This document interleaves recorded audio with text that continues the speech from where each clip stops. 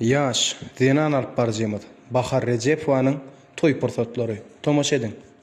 Yani bu köyde varamıday, odan aydınlar, şirin mukamlarla belirtilecek, meşhur, Halife Haşlar'la kapatlara katılıyor, ve şorfanlar, şor mukamlara belirtilecek, diyeceğim, davaranın hırmatına mekanlar.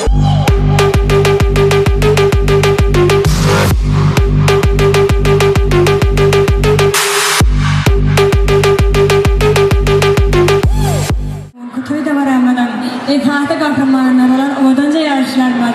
Onların sevgi ziyaretlerini tamamlap, bizim aramına gelip koşuyan fırsatlarına, ahli cemil acayip aydımla, şirin mukamla aslında, o odanca yarışlarının aramına yarışıyor. Himmeten ol, den ol, mama himmeten ol, canıma vur, can ol, her demek man ol.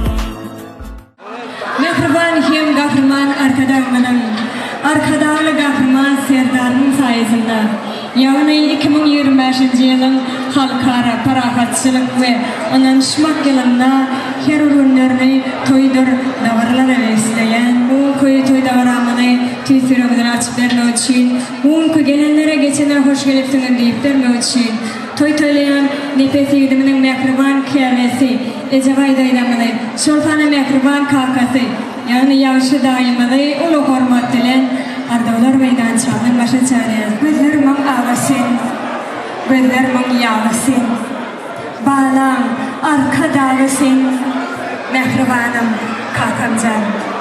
Yürügüm coşa coşa, mengzettim gavhar gaşa. Dünya dursa sen yaşa.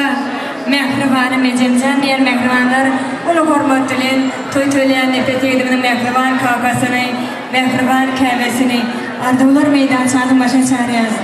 Yine de yine adamlar, hormatlı mehmanlar, bu koyu toyda varamının ardılanayan, görüşülen fırsatları. Yani bu koyu ovadanca yaşlarla, ovadan onlarda.